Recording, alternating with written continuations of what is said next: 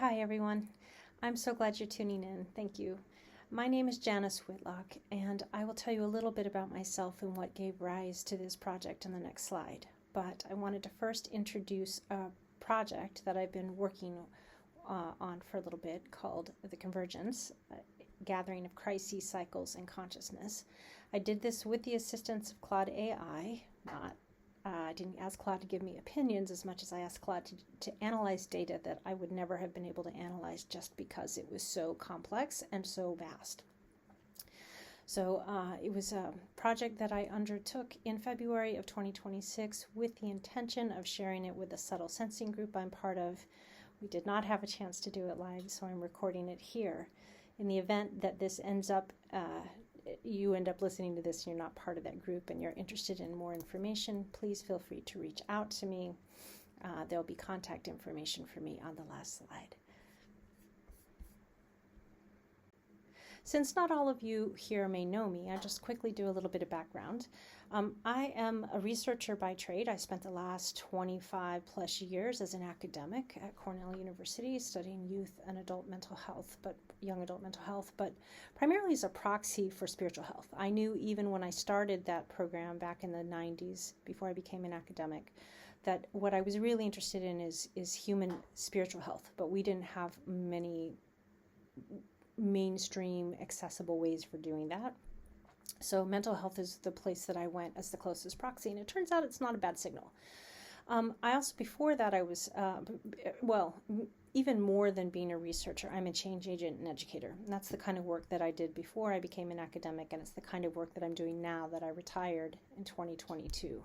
Really, now I'm a consultant, and I assist schools and other youth-serving organizations to come up with compassionate, strength-based processes for supporting young people.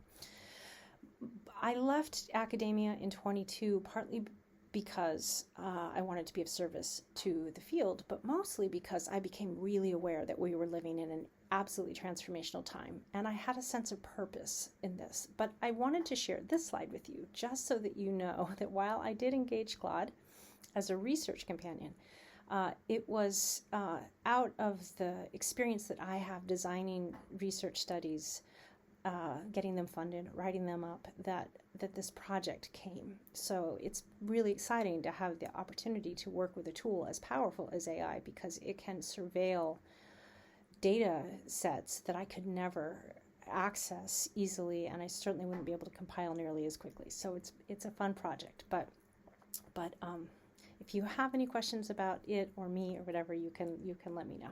Okay. So the genesis of this project really starts almost a decade ago in about 2017 for reasons that I'll share in a few minutes. But it really stems from this larger question that I know a lot of us are chewing on, which is it's clear we're living in transformational moments. It's clear that these have existential impact. And we're all wondering, where does this go? So some of the answer to that question I've been exploring in the subtle sensing sort of way, as you all know, and you all have too in your own ways. And some of it I've been wondering, how could what would we need to be able to see in an empirical sense? The scientist in me asks, to know which way things are breaking. Are we headed toward something really, Mad Max-like and dark, sustaining in a sustained way that we're not going to be able to get out of? Or are we headed for something that is impossible for humanity to imagine right now, but could be extraordinarily uplifting and expansive? As I think many of you know, watching this, I have a very deep sense that what's happening here is part of a design that is larger than the human design. I am not a materialist. I am resoundingly in the camp of this is all consciousness. What's happening here is fundamentally quantum. It's being co-created by all of us living here. And if that's the case, then the outcomes, what's possible in terms of where this goes, especially since it looks like we might be collectively sitting on the precipice of kind of understanding, a lived understanding of what that means. All this is consciousness in a way that was has not been possible for a very, very long time. So is this going to be horrible, Mad Max-like, or is it going to be magical? Those were the big buckets that I was basically set out to assess. And of course, I was open to finding that maybe there are more options in terms of what's possible here. But in general, I think most of us know that we're either headed for something really, really bad or something really, really transformative. And probably before it's a clear break one or the other, then, there's some merger in between. So that is where this project stems from. Okay, just one quick caveat before we dive in. If you're feeling a little tender, already feeling a little overwhelmed, just don't think you want to grapple with any of the really big questions right now, don't tune in right now. Please know I don't, by the end of this slideshow, I will not have a determinative answer about where we're going. I just am setting up the terms of the research basically with Claude and letting you know what I'm doing and what we have found so far. I will say there is no determined answer. We're clearly still in the middle of whatever it is we're in, and what I'll be tracking. But if this just isn't a time, then I don't watch this. Tune in later if you're interested. All right, if you're still with me though, let's get going. The World Economic Forum coined the term polycrises. This basically means multiple crises colliding and amplifying each other simultaneously. And it's not just a singular list of hard things happening, it's the interaction effects that matter almost more than anything else. And I think, unless you're, living in a cave on this planet right now, especially if you're in the Western world, it is really, really obvious that we are in a polycrisis situation and that it's unusual. I know people have said, well, there's always stuff going on, and yeah, that's true. But I don't think that there's ever been a time in recorded history.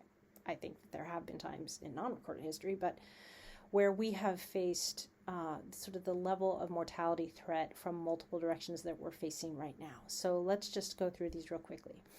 On a planetary domain, I think we're all aware that climate change is happening. What its genesis is, we can debate, but I think it's pretty obvious that there's some pretty big stuff going on.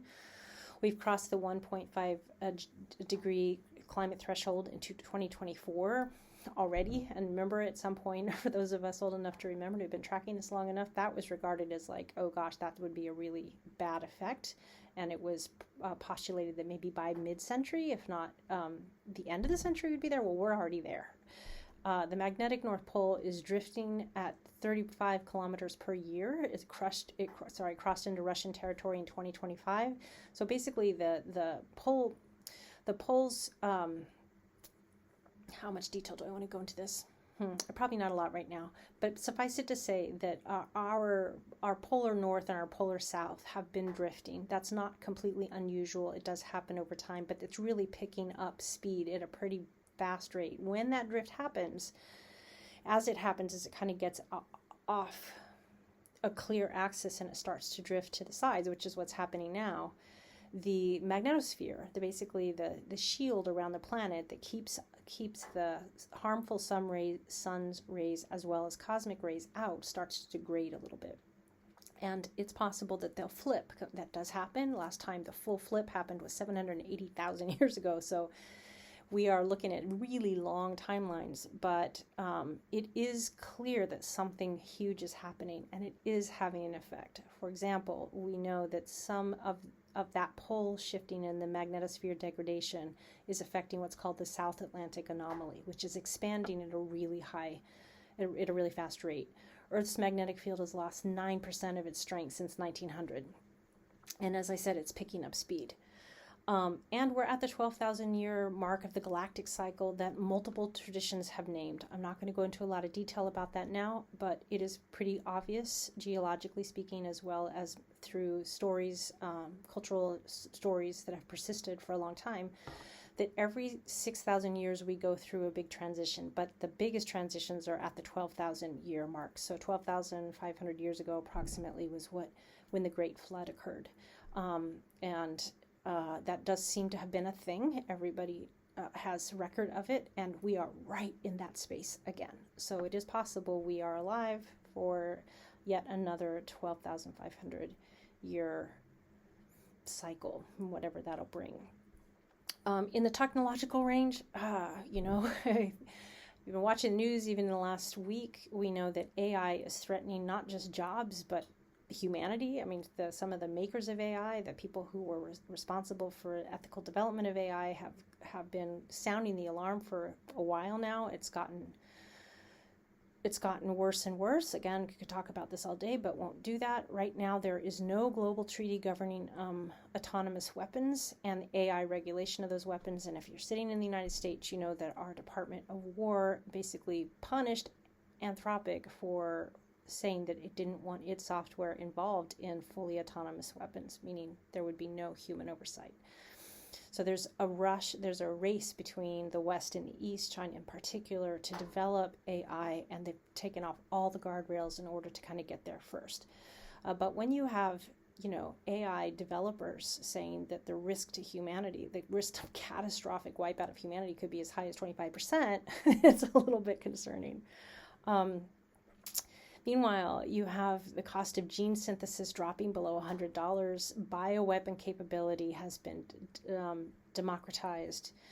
And of course, UAP hearings are ongoing in Congress, meaning, this is a whole other dimension that we're not going to get into again here. I feel like we can do this all day long, but if you're not familiar with it, UAP is unidentified anomalous phenomenon, non-human intelligence. It's a thing. It's real. It looks like disclosure is coming. The United States has had access to technologies that have been reverse engineered from downed craft. There are biologics, meaning there are bodies. There has been exchange between multiple species and humans. That's real.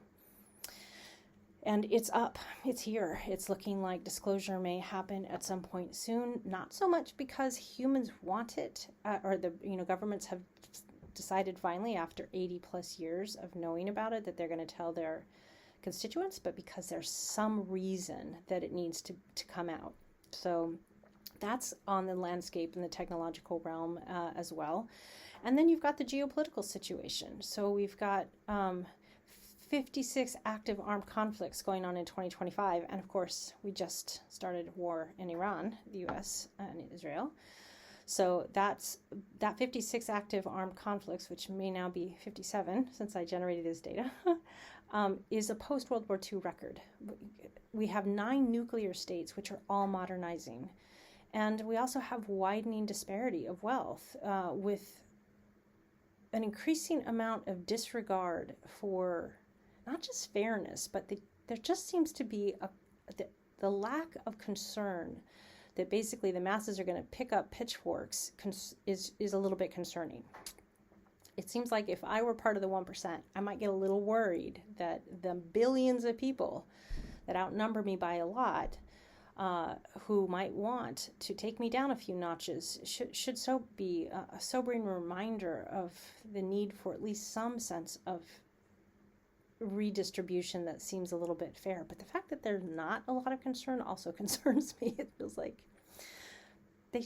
why is there so much disregard?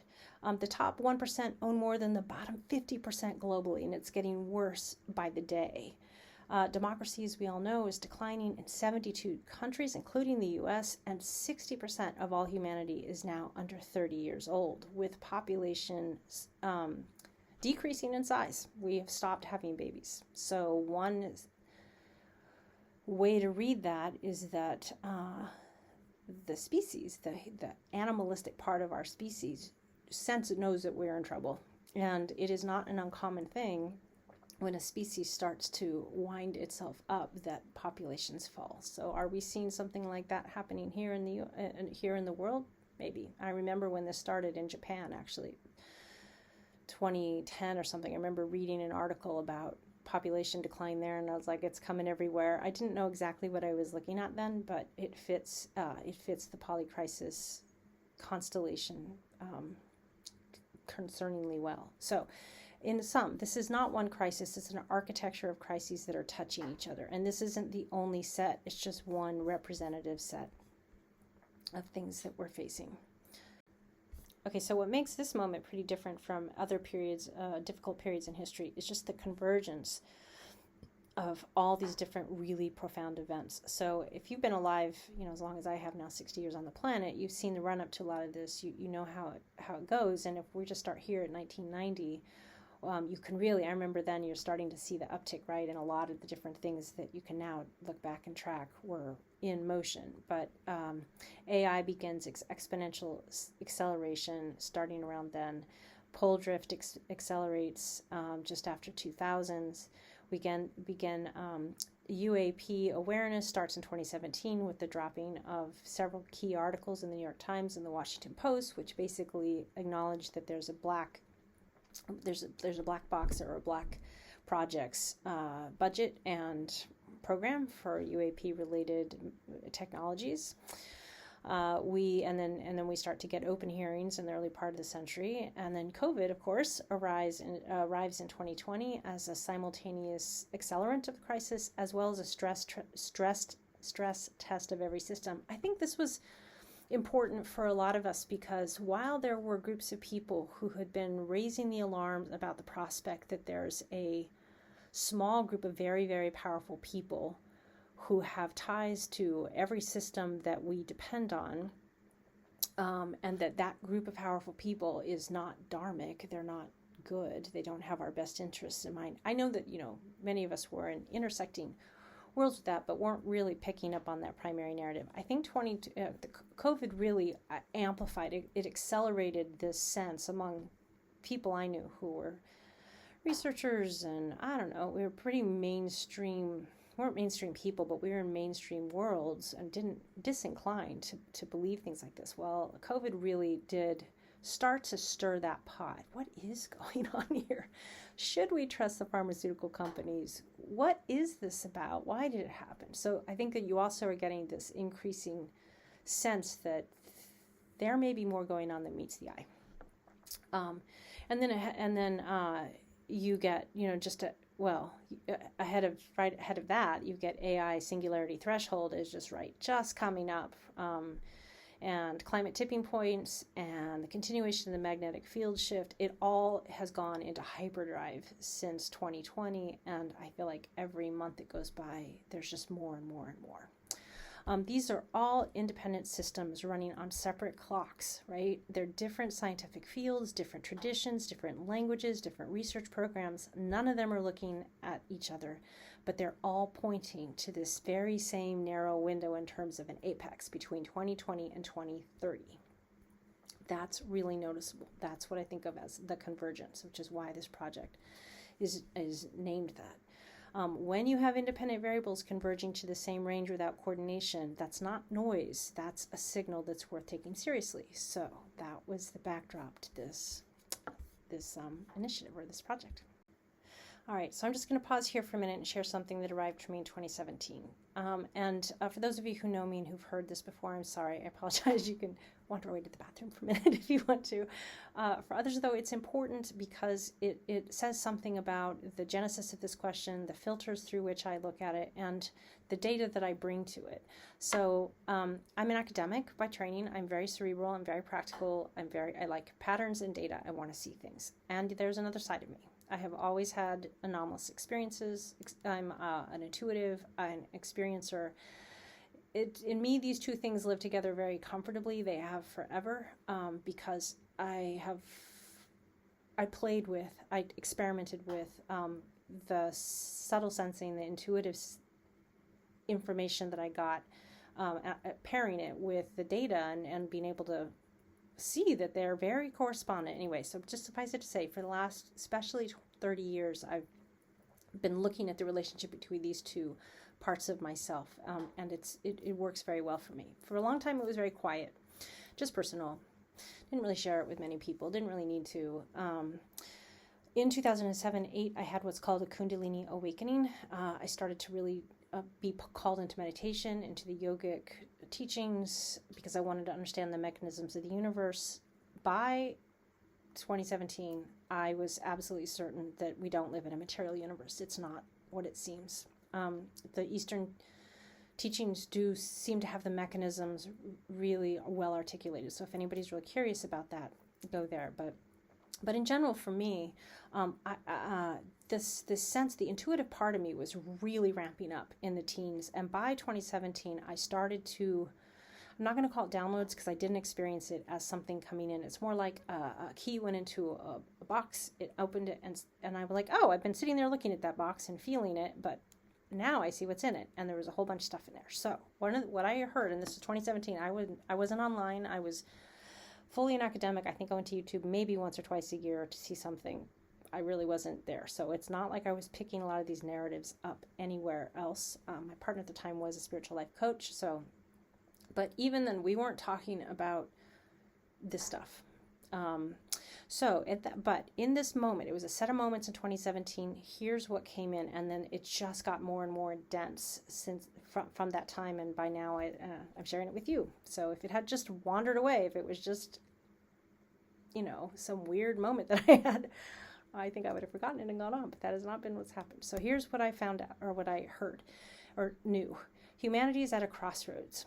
We either mature and evolve, or we perish, meaning we either come into deeper remembrance of who we are, what this is, where we were before we got here, where we go after, how this all happens, and what gift it is to be alive and to love and to be connected.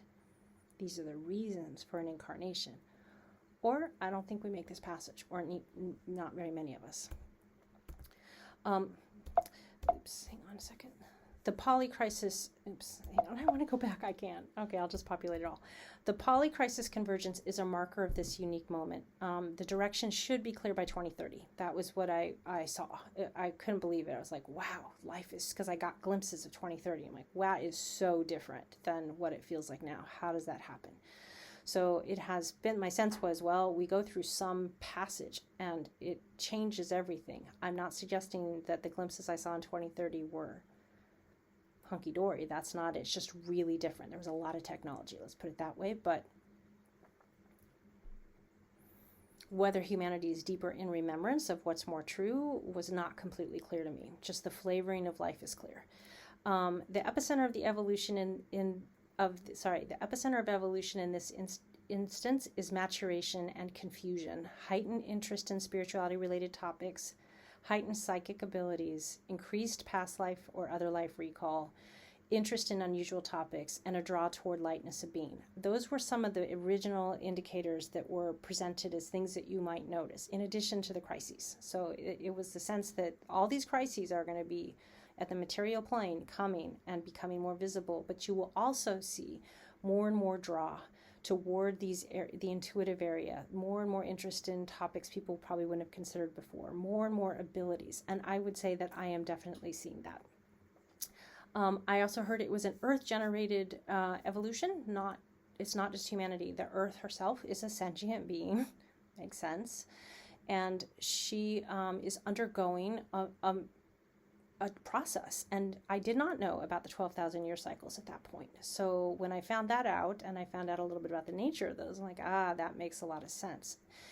The communication was, we are here, those of us that are here in a body to assist with this, came in response to a desire from the earth herself. It is not just for humanity. But we are beloved, humanity is, despite reasons we should not all be beloved. We all know that. We are beloved. We are part of the earth. Every species on this planet is going through something, but humanity is kind of the earth's neurons, as Matthias Di Stefano talks about it. So it is having an experience in a very clear way. There's been a control program in place for 2,000 years. That's what I was told, or more, but a long time. But it's ending now. And in order for it to end, everything has to be revealed. And that is the nature of Revelations, isn't it? Again, I'm not biblical. Other than trying to rewrite the Bible when I was in 3rd grade because I knew they got it wrong. It's a very weird memory. But I'm not at all Christian. So while I'm a little familiar with some of these things, just because I grew up in in the U.S., in a Western world, I can't say I know a lot about it, but that was definitely the communication I got, that everything has to be kind of come up and out, and despite the fact that it isn't going to feel like it's ending, it is ending, and this is the death throes. Assuming we make this passage, so there is some question about whether or not humanity makes this passage, because the epicenter of our evolution is consciousness. It's not what we do in the world. It's what we remember and come into knowing of and then live in alignment Many of us incarnated, took a body for this moment. Awakening into the most authentic version of yourself is service. You don't have to go out and do something. It's not a matter, it's for most of us, it will be very private. It will be in our world with our people, but we are all being invited to come into deeper coherence, remembrance, and awareness of what we are and of what everything is. And if there's some critical point that there's enough of us doing that, then it shifts the very landscape of reality, and that's what we're after. But it isn't a doing thing. This is very much a being thing, which weirdly is harder for everybody than going out and making things happen in the world. More and more people will be drawn to remember. Everybody here, if you are all here, then you are a servant in this time. Your awakening is service. And for some of you, you'll feel called into other forms of service as well. But that's what I was told. I was told it would, in 2019, it was early, it was January 2019, not 2019, sorry, January 2020. I was in meditation and a yoga retreat, and I had this deep knowing of, oh my God, it starts this year. The entire reason I came is from 2020 to 2030. And it starts now, and then COVID hit within a month of me coming back from that and off, and I knew it would never be the same again. And so, I kept a lot of this stuff kind of quiet. I didn't share it with very many people at all, because I didn't know how accurate it was, and I certainly didn't want to be seen as a fool, and I didn't want to be giving out irresponsible information. But I can say at this point, everything that I saw has lined up with the data that we've gotten. So it's part of the reason I started the Subtle Sensing Group, and you guys are here. Okay, so in addition, so that's just mine. My sense that we got two tracks. We're either evolving or we are not making. Many of us aren't going to make it out of this. And I did hear there will be a lot of leaving. I did hear there's a lot of people who are planned. Sorry, I'm in total Eastern speak now, who had planned to be complete before this next phase anyway. Something big is ending and one thing is starting, and a lot of people will be ending by design. They planned. So I think it was given to me so that I don't feel so distressed if there's large segments of people dying. But I don't think in the ascension model, in the model of the evolution model, that there's mass die-off. I don't get the impression that happens. So it doesn't have to be as bad as it could be that way. All right, but I'm not the only one. So I didn't know any of this stuff in 2017 when the stuff came in. I didn't even learn about Project Looking Glass until really recently. I'd heard about it, but I hadn't investigated. So I felt very pushed to investigate it recently, and that's part of what gave rise to this project. I'm like, oh my God, they see the same things that I see. So Project Looking Glass, if you want to look it up, was a CIA, I believe, certainly a DoD, or is a secret, very top secret program in the U.S. to look, use the ability to look through time, which is a thing. You can do it, and there is technology apparently to do that, to see what comes. So for those unfamiliar, it's an alleged black budget program that used reverse engineered non-human intelligence technology to model future timelines. The key insiders who've spoken publicly about it include Bill Wood, who is a former Navy special ops operative, and Dan Burrish, who claims to have direct S4 and Area 51 involvement, as well as somebody called David Wilcock, who's been really well known in this field, but wasn't a government insider.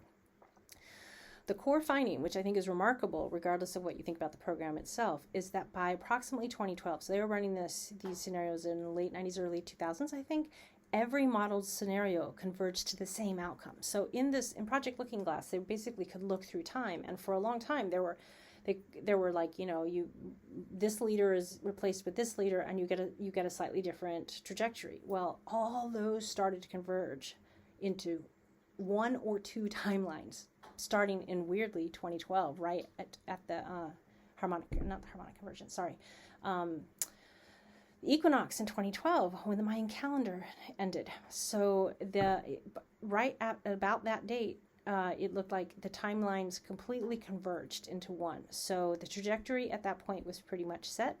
The manipulation stopped working. Two timelines emerged as the coherent attractor states. So timeline 2, for our purposes here, is collapse and control. Technological enslavement, elites go underground, weaponized AI and biotech is used on populations. Geomagnetic and climate catastrophe are unmanaged. NHI disclosure is weaponized for fear and control. Fear cascades into fragmentation and civilization regression. That's what we have here. So this is one of the reasons why, like, if you're feeling a little tender, I wouldn't watch this right now. But I don't think you have to have much of a magical mind to be able to see how this is quite possible. And I don't even have any. There's a lot of stuff I've left out of this. So anyway, there's that. But the good news is timeline 1 was another thing that was visualized by this through Project Looking Glass, and it is the timeline that I was told about in 2017: awakening and evolution, mass expansion of consciousness, the dam of lies break, the hidden truth surface, which we are certainly seeing now. What will happen with this, I don't know, but we're seeing it.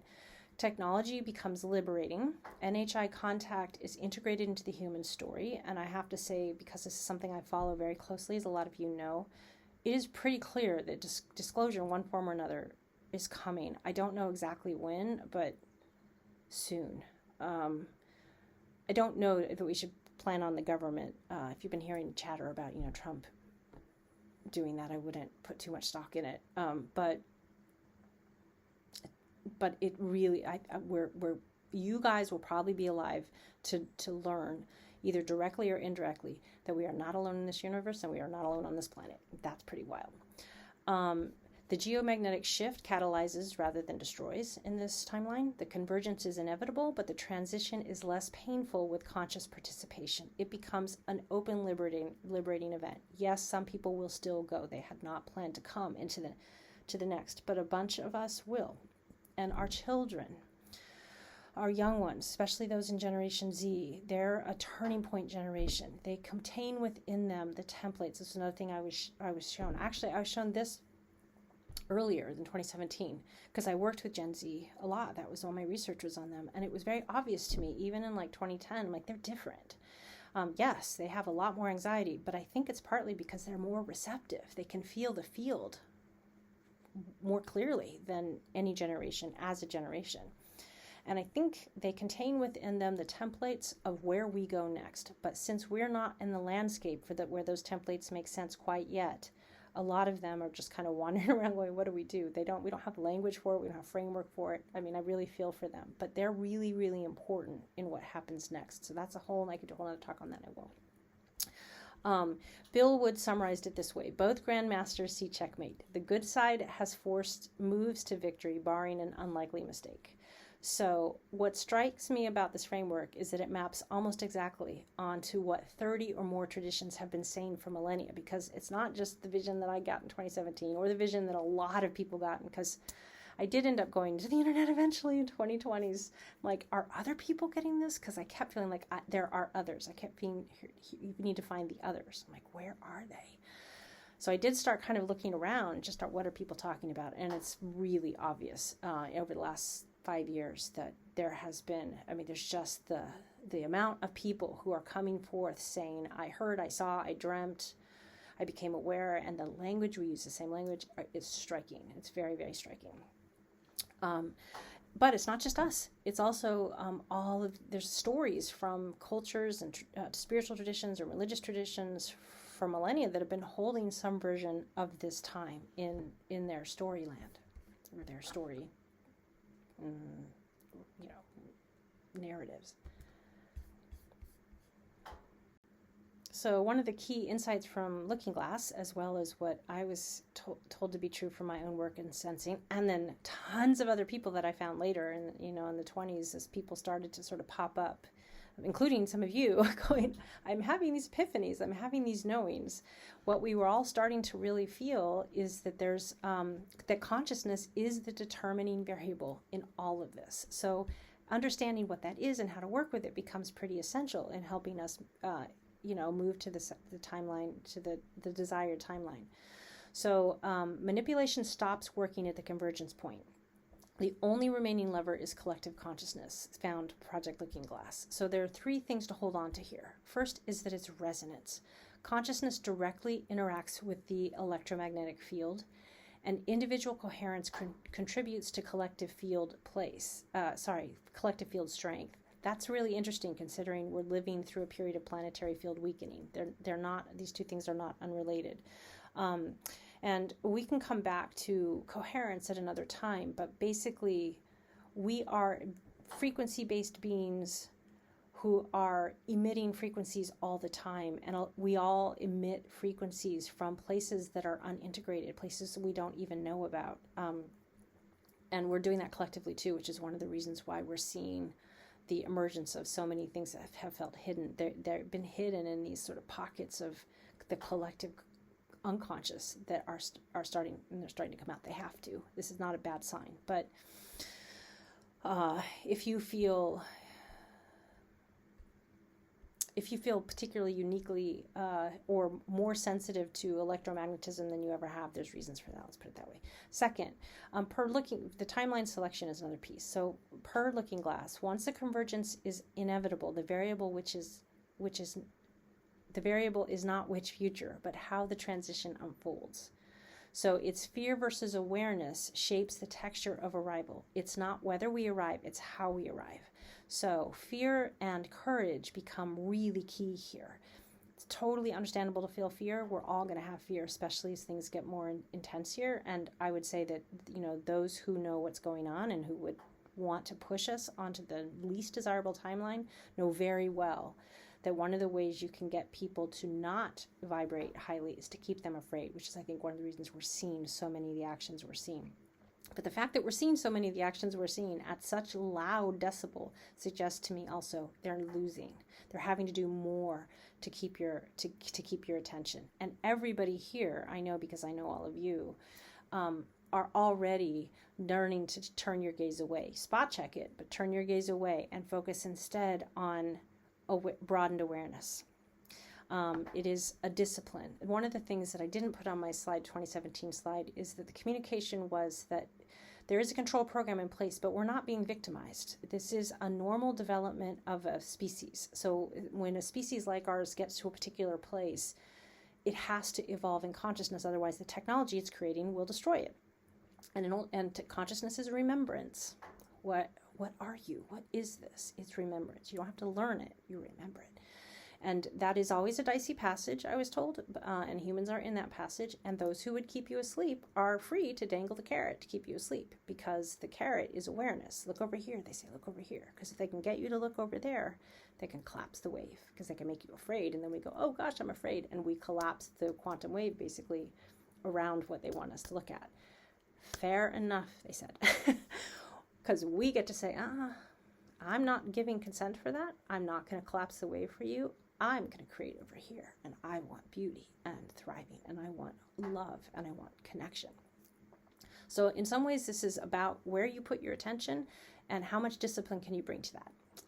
So that's that. That's the fear versus awareness shaping the texture of arrival. And then subtle sensing. Subtle sensing is the capacity to receive non-ordinary information. Someday it'll be ordinary. And it is ordinary in the sense that everybody subtle senses. It's just we are so patterned to route that through the rational mind that we don't recognize that we're doing it. But we all do it. So it's precisely what Looking Glass technology modeled. Consciousness is navigating probability fields. It's all probabilities, which is why attention, where we put our gaze, it's the way you determine which room you're going to end up in. That's what this community practices. It's not peripheral at all to this moment. It's absolutely central.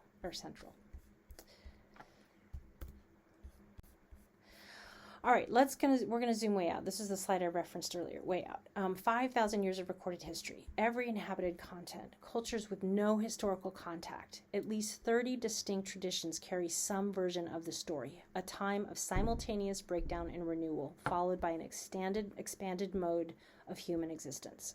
So you can take a look at this map. Indigenous Americans, the Hopi, for example, describe the ending of the fourth world and the beginning of the fifth, with signs including environmental collapse and loss of values. The Maya's 2012 date was not apocalyptic per se, but a shift in consciousness cycle. And it's really interesting that Looking Glass, again, converged right at that date. I think a lot more happened than when we think, but things happen in the formless, in the energy field, before they come into form. So it makes perfect sense that the formless signals moving into the field in 2012 shifted without a concomitant shift in the physical plane yet. But here we are. Now we're here. The Queros speak of Pachukti, a world reversal, return to right relationship.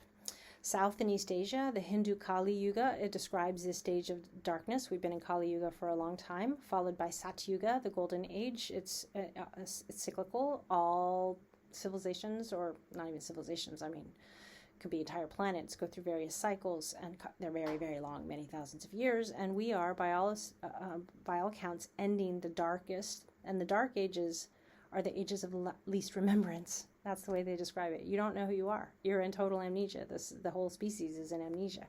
But as we move out of that into Satyuga, we come into remembrance and awareness of what we all are, and that we're facets of each other. We're facets of the one.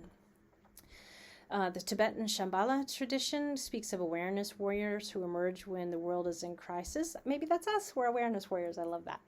The Abrahamic traditions, Jewish, Christian, Islamic, each carry their own version, of course, a breakdown of authority, signs in nature and society, a narrow passage followed by renewal. I think that's what's happening.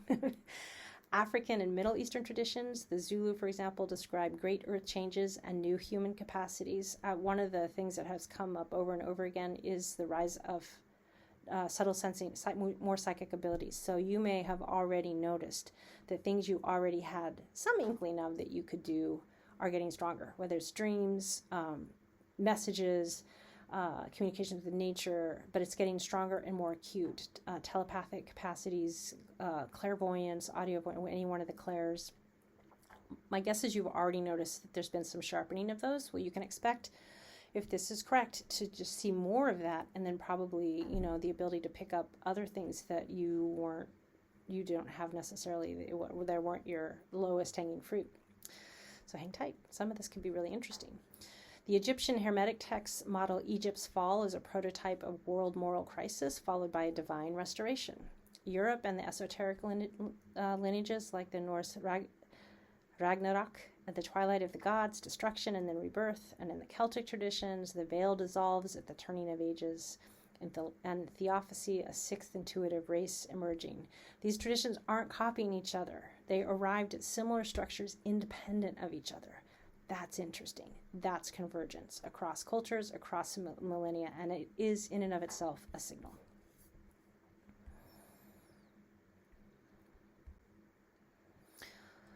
So when you map these traditions onto each other, 8 structural elements recur with remarkable consistency. So I asked Claude to do is, all right, take all these, and sorry if my slide isn't awesome right here, but take all these and tell me what the themes are across all these different traditions. So this was one place where I employed Claude pretty clearly. So not in every tradition, but across enough of them and enough detail that the pattern holds. So 1, you get moral and social inversion. Truth becomes hidden, lies are normalized. Authority loses legitimacy, youth are lost. This shows up across Kali Yuga descriptions, Jewish traditions, Ikvita Demeshika, sorry if I totally butchered that, and Islamic signs of the hour. So that's 1. 2, earth events amplify. Floods, fires, unusual celestial phenomena. I do follow astrology. If you guys follow astrology, you know that we had some unusual celestial phenomena, and not just astrology, but Aurora Borealis dipping down to like Texas. I guess not once, but with some degree of regularity. Things like that. Obviously lots of UAP sightings, orbs, drones, we don't know what they are, things like that. That's what is covered there. It's not punishment, it's a signal. The earth and cosmos are participants, they're not backdrop, right? So this is one of the things that comes clear from a lot of these traditions. The earth is sentient. The cosmos are sentient. Everything has some degree of sentience, and you can interact with it. I love that. 3, The veil lifts. Hidden knowledge surfaces. What was suppressed becomes available, or at least visible. And I think we all know that we're seeing at least some of that. The dam of lies breaks. Right now it feels like it's broken open and has taken everything with it, but I don't think we're done yet. The other world bleeds through. This is disclosure, literally and metaphysically. And it's, not going to be pretty, and it isn't, as we all know. 4, return of the teachers, star beings, hidden masters, emissaries, Pahana in Hopi tradition, Maitreya in Buddhism, the star people in Zulu, and in contemporary framing, NHI contact. So one of the things that is super fascinating about all this is a lot of these traditions talk about others. Almost all of them have some reference to others. I'm not going to go too far down that path now. I'll be talking about it all day. But one of the signals is they return. And I do think that's one of the things we're seeing with government machinations around disclosure. They don't want to disclose. It's pretty obvious. But it feels like there is a tailwind that is pushing them because something is coming. So stay tuned. 5, 2 streams diverge, those choosing fear and materialism and those choosing awareness. So there is almost always in a lot of these stories a split point.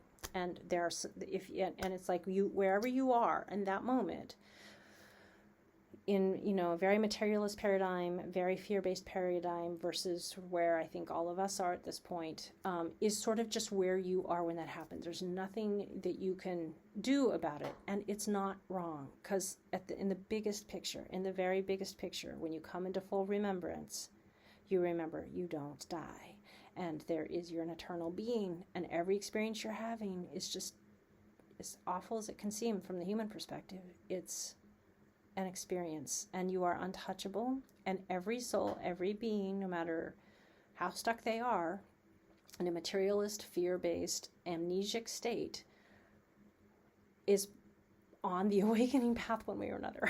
So we don't have to worry about loved ones or anybody else. Everybody's going to be okay. Will they still be in their body after this? I don't know. But from the biggest vantage point, if you accept those things, those premises, then there is no wrong. But in terms of what's happening on this planet, there will be you can't go with an evolving Earth if you're in a lower, denser frequency. You just can't. It's not a moral judgment. It's vibrational. So Looking Glass timelines map directly onto this idea. And they have said that there will be two dimensions. It's not dimensions. It's not spoken of that way, but could be like 2 timelines. There's an Earth that goes down this one and an Earth that goes down that one. And if you're on, depending on where you are vibrationally, it will determine sort of what experience you have. And then 6. A remnant carries the thread. A small group holds knowledge, practice, or seed consciousness through the transition. In contemporary framing, subtle sensing communities like us, experiencers, practitioners, people like all of us here. And then 7, down at the bottom, new human capacities emerge. The renewal is also anthropological. It's much more intuitive. It's less ego-driven with expanded sensory and relational capacities. This is one of the reasons why there's such a strong theme in the communities talking about this, around the conversation around the divine feminine and masculine and the balance of the feminine and masculine. It is really obvious to anybody, I think, at this point, we have an overabundance of yang on this planet. It is not healthy for this species. There needs to be more balance. And in these stories, that is one of the things that emerges. It's not that the divine feminine takes over. That's not it. It's more like the yin and the yang, and there's balance. We're way out of balance. So we can expect some of that. A lot of that, actually. And that is a lot of the kinds of things everybody in this room is engaged in really sit squarely in that. So that makes sense, right? And I guess there is an 8. Sorry about that. 8, the window's narrow. All traditions agree. The transition period is finite, intense, and consequential. I think we're in it now. That's the good news. There is urgency, but not despair. The outcome is shaped by what is chosen within it, and we are within it. This is the kairos moment, the appointed time, across all these traditions. I believe this to be true. I believe we are here. I believe we all of you listening to this, are part of the legion of beings who came to assist in the expansion. We're choosing clearly the best timeline here for humanity and for ourselves and our loved ones. So thank you. I honor every single person tuning into this now.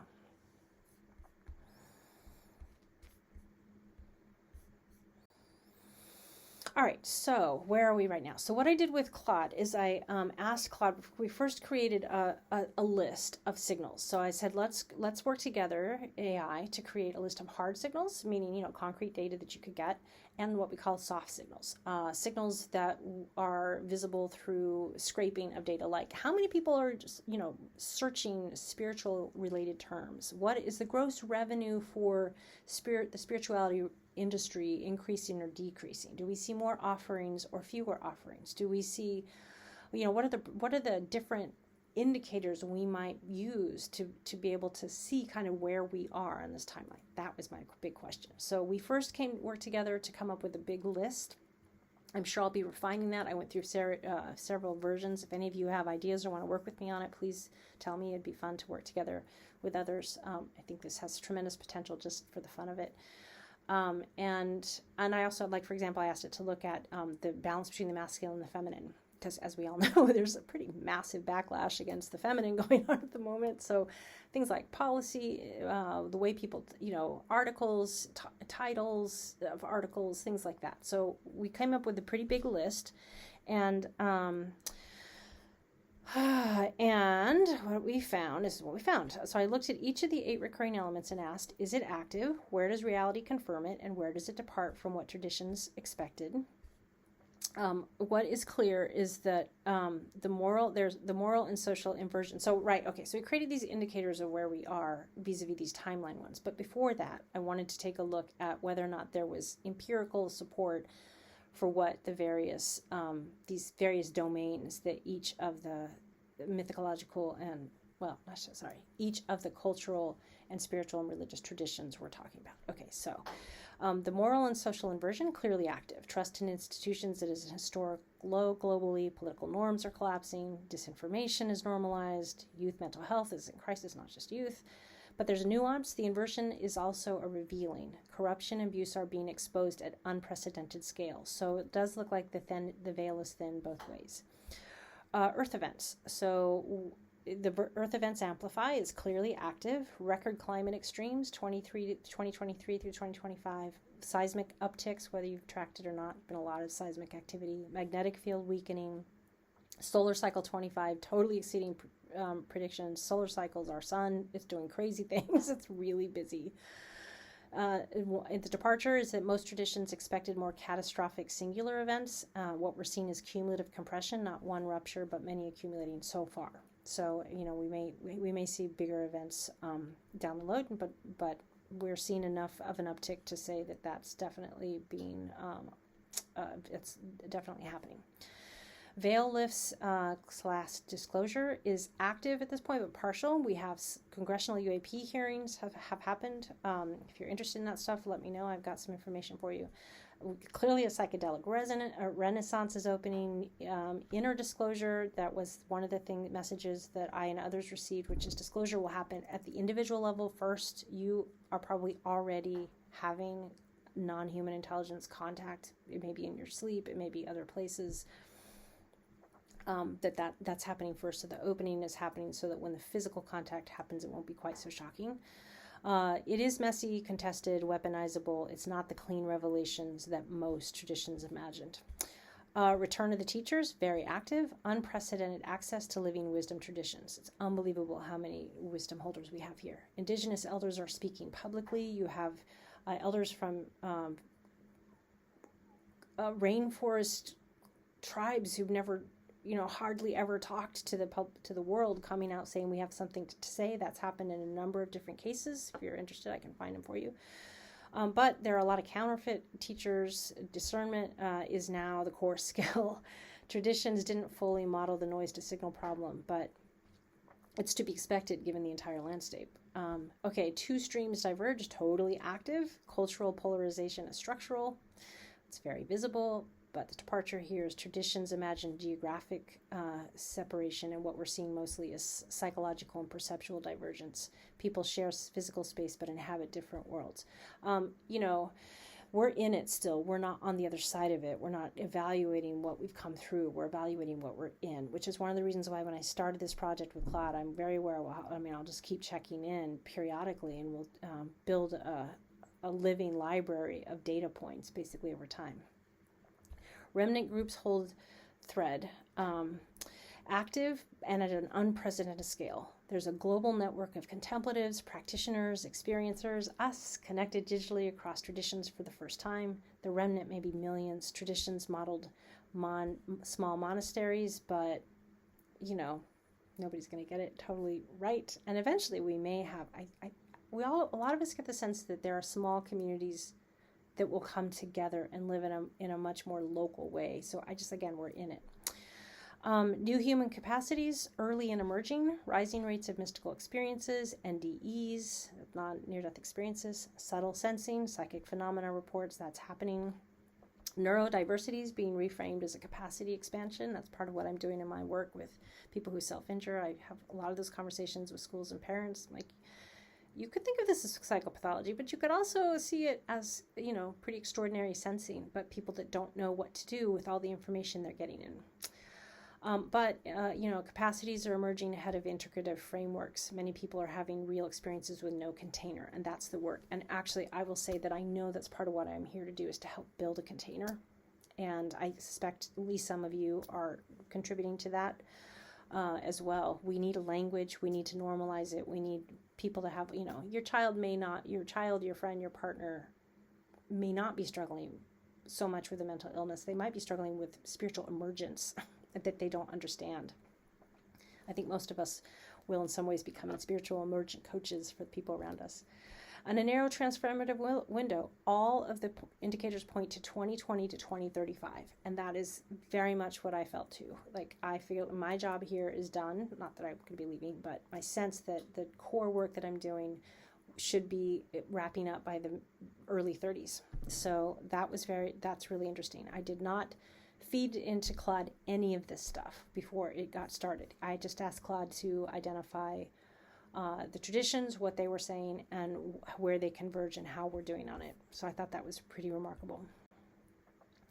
All right, so I want to show you the empirical work underneath all this, because I believe it matters that we can ground this in data, not just tradition and not just my transmission and the transmission of others. So I worked with Claude to build a signal tracker, 40 plus metrics, I mentioned this early, 9 analytical domains, data I asked to span from 2000 to 2026. I can go earlier, and of course we'll go later. So the hard signals are the measurable quantitative picture: climate, conflict, AI risk, economic stress, UAP disclosure. I did this before the US and Israel attacked Iran. So I think if I ran it now, that would be one big, very loud, hard signal, right? Because it's like literally biblical. Is this the biblical moment? Not saying that, but it is hard to miss the biblical contours of it. The soft signals are harder to measure but trackable: spiritual practice, plant medicine research, consciousness, culture. There are a lot of things in the soft signal categories. I won't go all in there. They're here. And if you're interested in the report that I generated with Claude around this, where it has a lot more data, please let me know and I'll give you the full report. The global data is deliberately cross-cultural. I asked not just look at the West. Let's look all across the globe: Asia, Africa, Middle East, Latin America, Europe. I wanted to move past U.S.-centric analysis because the patterns need to be verified global. It's a global phenomenon. It's a global phenomenon. And then a new domain we added for this version was the masculine-feminine relational dynamics, and it turns out to be one of the most important additions. So the T1, T2 framework organizes what we find. Timeline 1 is a crisis as forcing function. Consciousness expands at scale. Feminine principle values integrate. The solar galactic event is experienced as liberation. And then timeline 2 is crisis consolidates domination structures. Consciousness expansion stays marginal or is commodified. Backlash wins ground. The event is experienced as a catastrophe. So, again, 2 timelines, one or the other. Which one are we on? And the key insight in our deeper analysis: T1 and T2 may not be totally separate paths. They may be the same event, experienced differently depending on collective consciousness preparation. All right, so this refers to the fact that in many of the seeings that people have, they see a flash, a big flash at some point, like a massive CME, like a Carrington event. And if you don't know what that is, you can look it up. It happened in 1850 something, I want to say, and it was a massive coronal mass ejection. The sun basically spit right at the the Earth, it went through our magnetosphere, and it totally took down the technologies we had at the time, which wasn't nearly as much as now. So if that happened now, it would take down the grid, and we're kind of overdue for one. So it is a thing. It does happen. It's not common, but it does happen. But everybody sees that. They see a big flash. So either that flash, depending on the timeline, would be a major flash of awakening. It would activate the subtle body even more than it's already being activated. People, there'd be a mass like, oh my God, what just happened? Or it'd be a mass catastrophe. It, take down the grid. It would turn really dark really fast, as we all know. So that is an interesting piece of all this. All right, here's the revised verdict as of this month. Revised only because I kept adding these different indicators with Claude and running through things. And it didn't change the findings when I did this very much, but I think it's pretty robust at this point. So this is where things get very interesting. Hard signals are running approximately 82% toward timeline 2, right? Not surprising. Hard signals are like, we're in massive trouble. I think we all know that. Soft signals, though, are running approximately 68% toward timeline 1. So we are seeing what we expected to be seeing. There will be a period in this developmental process where things are very murky and hard to understand, and it looks like we're headed one way, but we might actually go another way. So don't panic. We're still in it. But it's really interesting that we've got a divergence already going on. And it is in the direction that we would have expected for a variety of reasons that I don't need to go into now and probably have already implicitly spoken to. Both are intensifying simultaneously. They're no longer just parallel streams. They're now in direct structural contest. On the hard side, we have 56, now 57 active conflicts, post-World War II record. A 1.5 degree climate threshold with more coming soon, AI capability accelerating with zero binding governance, institutional trust at historical lows, 123 million people displaced, which is the worst ever recorded. But on the soft side, and this is what surprised us most, the soft signals are more globally robust than expected. 250 million Chinese meditators. This is not a Western phenomenon. 350 million participants in International Yoga Day across 193 countries. Sufism growing under active repression in the MENA region. Iran's woman life freedom movement. And of course, we're all watching Iran very closely now with this in mind as well. Timeline one energy operating under maximum pressure. And secular Europe is showing rising spiritual openness even as institutional religions decline. And then one of the interesting findings that when we add the masculine-feminine domain is that it's complex. 60% of Gen Z men globally say equality has gone too far. That's a lot. But of course, Gen Z men have been targeted, like all men, by people like Andrew Tate and others who are really wanting to push down, suppress the divine feminine. And I don't know if they do it consciously, but the divine feminine rising is a core activating component of this, of the most desirable timeline. So it's really interesting to see how much under attack it is. I have to be honest in telling you, and this is just a Janice thing, I don't think it's going to matter. I think it's coming. And I think the feminine rising that they're trying to fight the most is inside them. I don't think it's outside them, and they can't stop it there. Men's circles in the manosphere are growing simultaneously. It's so wild. So the sacred feminine markers show 4 to 8 times the growth since 2010. Latin American green wave is moving from the Latin American green wave is moving from cultural to structural change. Backlash is more organized and transnational than we've ever seen. So again, we are in the teeter-totter, but the fact that the backlash is so visible and so unapologetic suggests to me that they're having to turn up the volume so far because we're getting really unruly and we're not going to go back in our boxes very well. And we're not going back in our boxes. We can't anyway. It doesn't even work that way. The meta thing caused a lot of suffering, as we all know. The meta pattern is that 2020 as a global inflection point is confirmed across all regions. COVID was simultaneously a crisis accelerant and a consciousness accelerant, both things at the same time. Oh gosh, I feel like I talk all day about COVID. We'll do that another time, but in the nutshell, we're in it. We're in it, and there's signals for both timelines, and you are really, really important. So keep going. So what are we actually watching for? If this is the determining window, what are the signals that tell us which way we're going? So there are three signals that, so Claude went and scraped all the data it could possibly find, all these signals. It compiled it. I have a really comprehensive support report. If anybody wants more details, please let me know. But I also asked it to identify the things that seem to be carrying the most weight in terms of what in the regression models we'd call the explanation of the variance. How much can it explain the outcome? And the three variables, the three signals that carry the highest diagnostic weight is one, interestingly, young men's trajectory. This is the most complex and human signal on the list. Gen Z men in particular are in a genuine identity crisis. The old template's dissolved faster than a new one has appeared, which is one of the reasons we're all really important. If you have young people around you, please take note of this and be kind of noodling on, how can you assist in giving them a place to put the sensibilities that don't fit in an older model. We need the new model. We're basically kind of building the plane as we fly it, but we're part of the builders. So just something to keep in mind. The T1 signal is that they move through that crisis into emotional depth, genuine partnership, and purposeful agency. You know what? A lot of people aren't going to do this. You just got to know that. And we don't need everybody. But what you would expect to see is there a growing number of men, not just Gen Z, that come out of angry, childish, constricted, whatever, highly patriarchal, object-oriented, transactional. They come out of that into something softer and kinder. I would expect that we'd be seeing some of that in our lives if we're on that timeline. The T2 signal is that the crisis gets captured by backlash, grievance hardens, the manosphere dominates, and the gender war consumes both movements.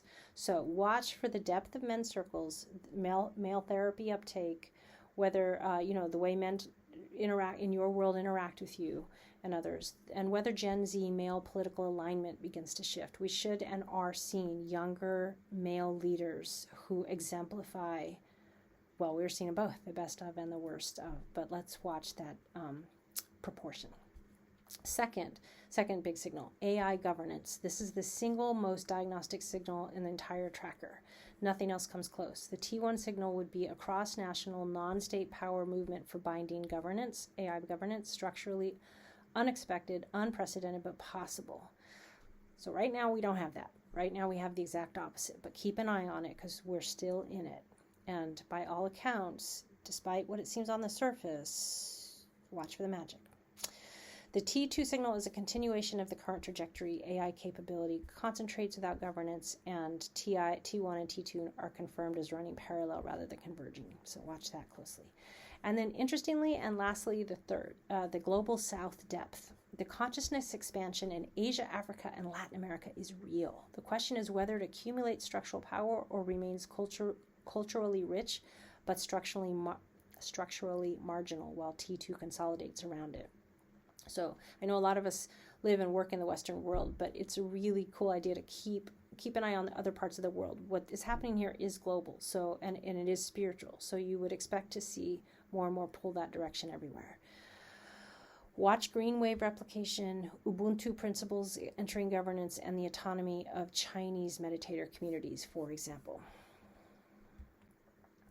All right, I want to offer a reframe before we close, a deeper reading of everything we've looked at. The central question is this: can enough expansion occur that the crisis peak is experienced as transformation, not annihilation?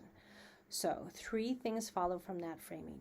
First, the soft signals aren't a counterforce to hard signals. They're a metabolism. Consciousness expansion, spiritual seeking, depth of interpretation. These don't push back against the hard signal crises, but they are the mechanism by which the crisis gets metabolized. It's the difference between a body that burns through a fever and one that's consumed by it. So you wouldn't expect to see a massive decline in the hard signals, but a shift in the way that they begin to unfold as the soft signals infuse it. Second, hard signals and soft signals are moving toward the same event. The tracker isn't measuring 2 competing trajectories, it's measuring the same convergence from 2 angles. It's basically the magnitude of the wave and the preparation of those who will meet it. I think that's really important and interesting. We aren't you wouldn't expect to be moving away from. It's all going to have to be experienced. We're going to have, we don't, you're not going to move into a blissful, away from that and into a blissful anything. Doesn't work like that. Consciousness doesn't work like that. So it is going to be in some ways, we can all expect to come away from this experience no matter what happens materially on this planet, as more ascended than we were before, if you want to think of it that way, as more attained. Every single one of you, every single one of us, because we are making use of this time to grow our courage, grow our curiosity, grow our capacity and our expansion and our remembrance. That will not, whether or not it's going to be a part of how the entirety of humanity ends up experiencing what's happening or not, it will for you. It will for me. We are growing through this no matter what. So I think that's a really important piece of it. But we have to all know that it is requesting massive courage from us, because we can't shut our eyes. I remember I got a very clear directive in 2019 from Guru Maya Chidvilasananda, one of the gurus that I love and study. And I was watching TV. It was so clear. I could hear her voice. She said, just don't look away. Because I have this tendency to look away when hard things are happening on a screen. I don't like seeing them. I don't like seeing the violence. I don't like the way it feels. I don't think it's good to see it or feel it, because then I contribute to it just because it goes through me. But she told me, don't look away. And I understood she didn't mean, go look at all the horror you can't find. But when something really hard shows up for you in your world, in the world, breathe. Breathe next to it. Don't shut your eyes, turn away and go like that. Don't do that. Breathe. You might breathe, recognize it, honor its right to live, and then redirect your gaze. But you're not hiding from it. You're not running from it. You're not turning away from it. You're acknowledging it, but it's not capturing you. That's the way we will move through this, if enough of us can do it at the higher, in the collective way, for the highest possible outcome for humanity. And lastly, the ratio between them determines quality, not occurrence. The question is not whether the event happens. The ratio of hard signal intensity to soft signal depth at the moment of peak convergence is what determines whether it lands as a civilizational annihilation or civilization initiation. This is what we're watching, and we're just not going to know. I'm not going to know as much as I want to know. As you all know, I love to see things. I'm not going to know either. I'm really playing with this just because it's fascinating, and maybe it'll give us a sense, and it gives me hope. And I think there's a lot to be hopeful for.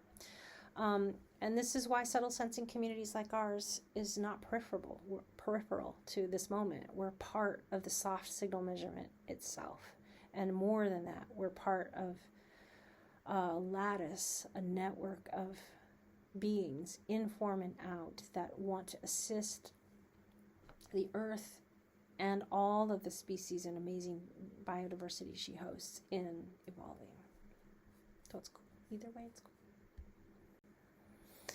All right, I just want to close. I just want to close with you.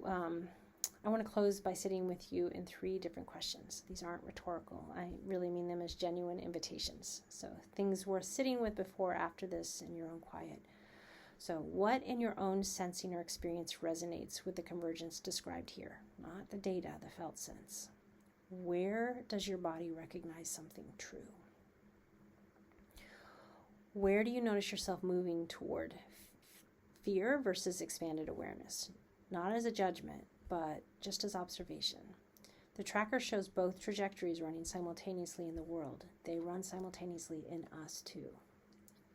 And lastly, what is your particular piece of this work? Do you have a sense of mission here? Do you have a sense of emerging knowing about why you came?